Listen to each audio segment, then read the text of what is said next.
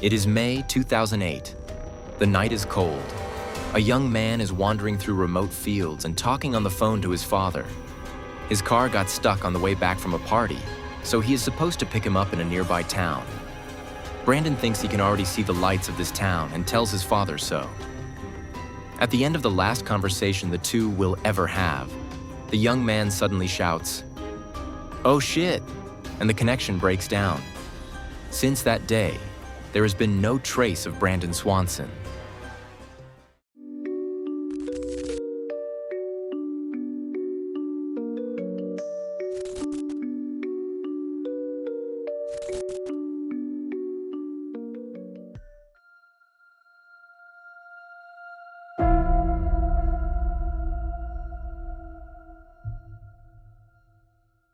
Brandon Swanson was born on January 30th, 1989, in Marshall, southwest Minnesota.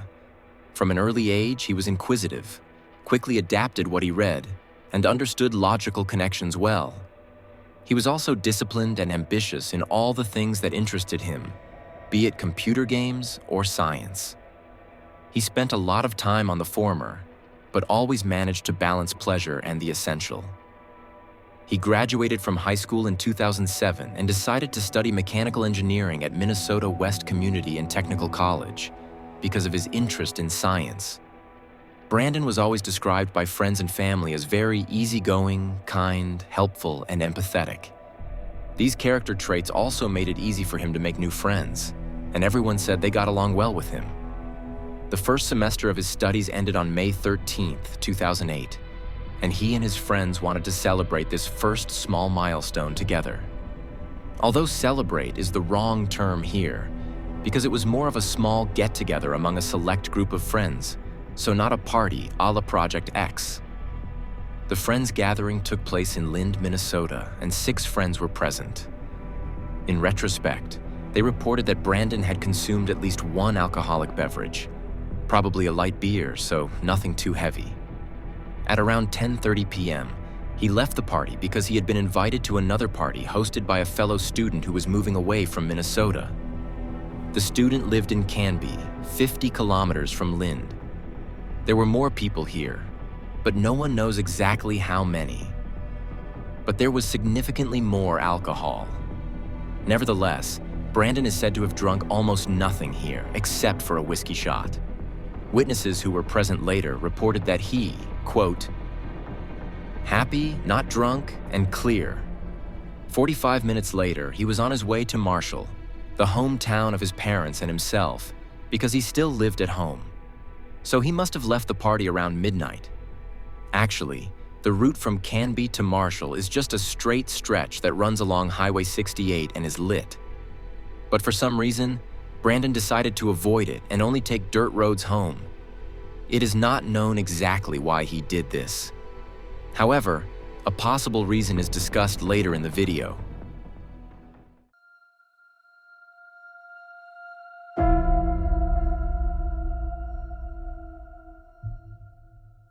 Something must have happened to him on the way, because he called his parents around 2 a.m. He told them that he had lost control of his car, a Chevrolet Lumina, and driven off the road and into a ditch. One might wonder why it took him so long to call his parents, but the answer to that question is simple. He tried to call several friends first and probably went through all of his contacts before deciding to call his parents, explain the situation to them, and ask them to pick him up. He told them that he was not injured, but that he could not get the car out of the ditch and that it was no longer roadworthy, so he asked Annette and Brian for help. This pickup turned out to be difficult because Brandon did not know exactly where he was. He suspected, however, that he was near Lynd because he could see lights that he thought must be coming from the small town. As his parents drove and he walked, they continued to talk to each other on the cell phone. When his parents were near where he thought he was, they turned their headlights on and off repeatedly to draw attention to themselves. But Annette and Brian couldn't find him. Frustrated by the whole situation, Brandon hung up. His mother called him again a short time later and was able to calm him down a little. During this time, Brian dropped Annette off at home and set off alone again to the parking lot of a bar in Lynd that they had visited before, because Brandon decided to make his way towards the lights and had assigned them to Lynd at the beginning of the conversation, and was sure he must be near the place because, according to his memories, he had also passed a golf course, which confirmed his assumption. But because it was pitch black and he wanted to get there as quickly as possible, he didn't walk along the dirt roads, but across country. His father heard Brandon's frustration on the phone because he had to go over several fences and heard his son say that water was flowing somewhere. He said afterwards that Brandon said things like, "Not another fence." The conversation lasted 47 minutes and ended with Brandon loudly saying, "Oh shit," before the connection to his father broke down and he disappeared forever. At first, his father tried his son's cell phone over and over again, but unfortunately, without success. The voicemail picked up, which is why he initially thought that his son simply didn't answer. Later, however, it turned out that Brandon's cell phone must have broken and the mailbox was still working because of the network it was connected to. But it had nothing to do with the cell phone itself. Brian quickly realized that something was wrong. He called friends of his son and asked them which direction he might have driven and if they could help him find him. They couldn't find him, so they filed a missing persons report with the police at 6:30 a.m. the next morning. And it is what emerged from the investigation that makes the case so mysterious and puts it in a completely different light.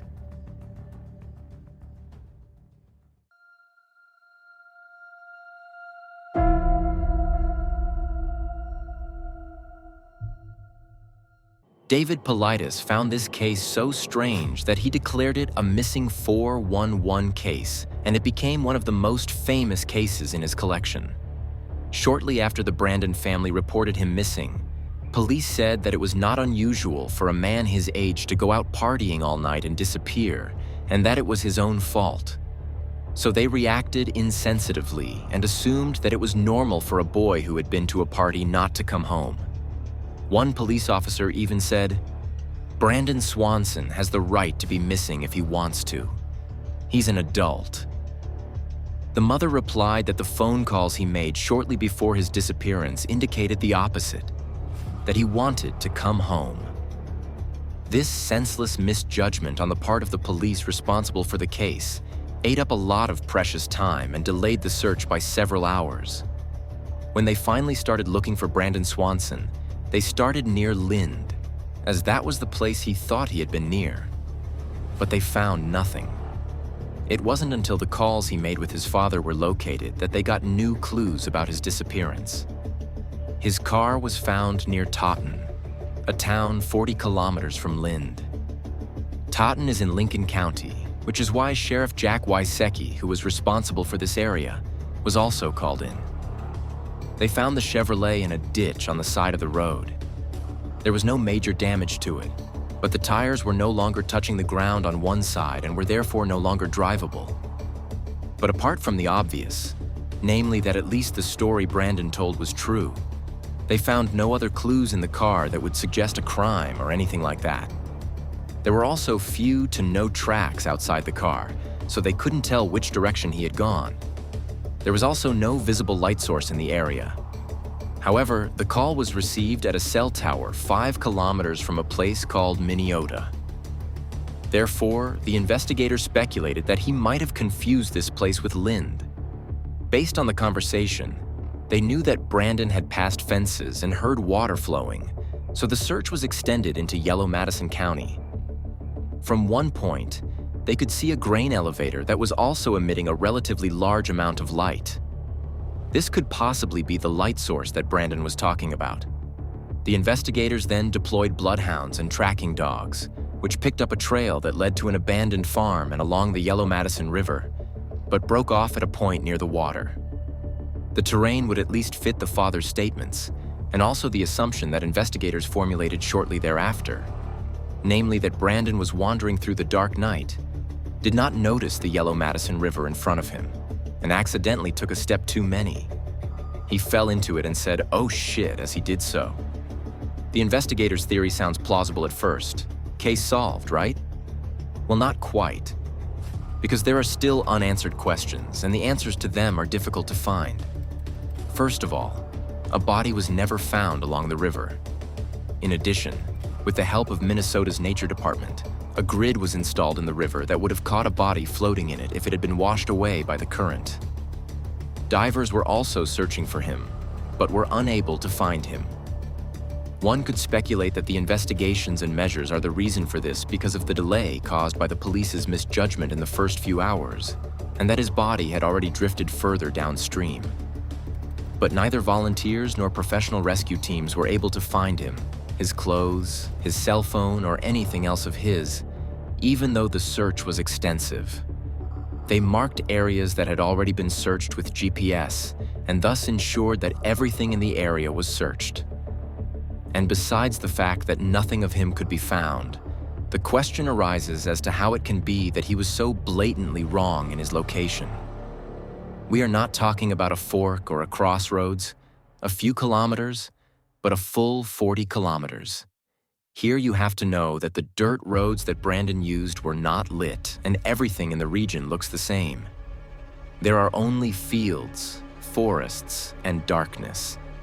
And since he did not use Highway 68, he had to make his way along the highway in steps.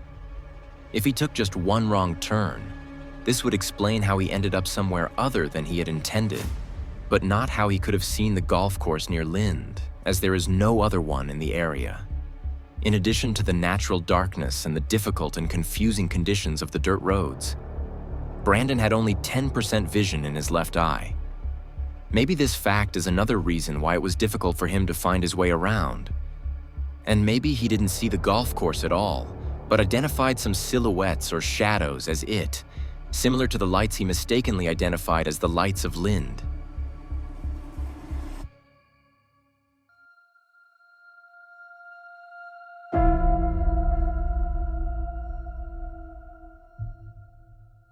While we are on the subject of the dirt roads, we might as well address the question of why he didn't just take the highway home. It is speculated here that, due to his alcohol consumption, even if it was only an extremely small amount, he wanted to avoid the highway so that he would not be randomly stopped by the police. Because in the US, you are not allowed to drink alcohol until you are 21, and Brandon was only 19 years old at the time of his disappearance. A control would have brought many unpleasant consequences, and maybe that's why he thought it would be safer to take dirt roads home. At least these are possible answers to questions that initially made the case seem mysterious. However, another piece of information from the investigators calls into question our previous theory that he fell into the Madison River. Because after the first trail that the blood and tracking dogs picked up, there was another trail that started on the other side of the Madison River and ended after a few kilometers. If we assume that the dogs really picked up Brandon's scent and disregard the fact that even tracking dogs are not infallible, then we have to throw the investigators' theory overboard. Theories that do that are as follows.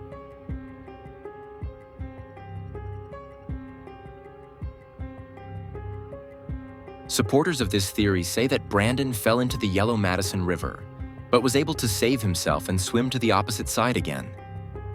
He then lost himself in the wide open spaces and forests of Minnesota, where he ultimately died of exhaustion or hypothermia. This theory fits with the dog's track, but it doesn't explain why Brandon's body hasn't been found to date, even though all the areas searched were GPS tracked so that it could be certain that absolutely everything had been searched.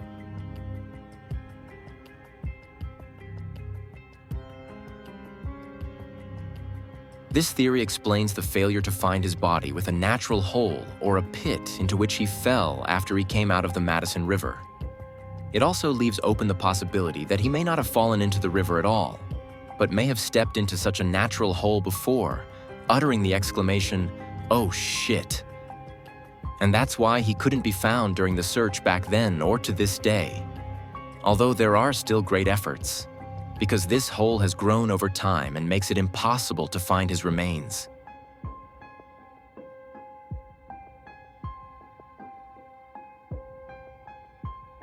A hunter or farmer shot him when Brandon got lost on his land and mistaken him for an intruder or criminal, and then disposed of the body. This theory was put forward because a local farmer refused to allow investigators to search his property shortly after Brandon disappeared. Unfortunately, however, there is no further information on this, which is why I consider this theory to be less credible. Although I can imagine that it would be possible in such a rural area without this crime ever coming to light.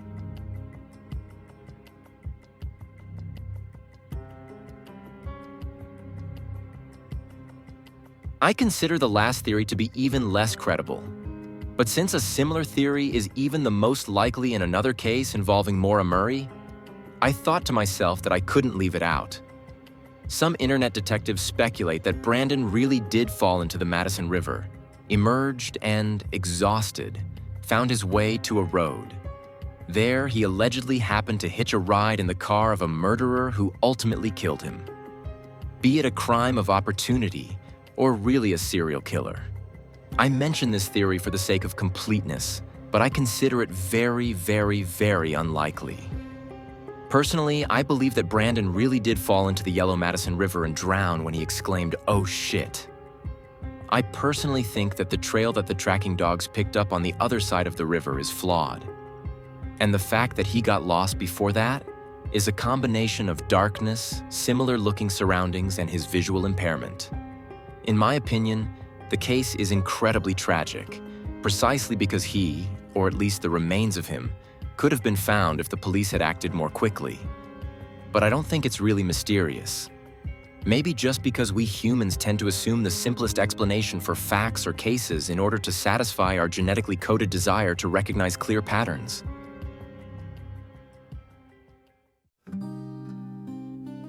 What do you think happened to Brandon Swanson? Which theory do you agree with? Or do you perhaps even have your own theory?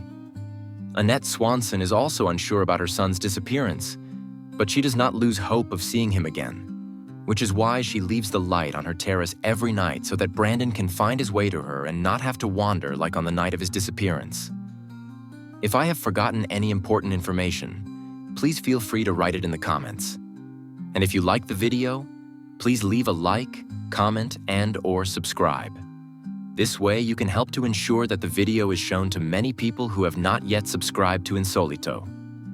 Thank you in advance, and thank you for watching. Ciao, guys.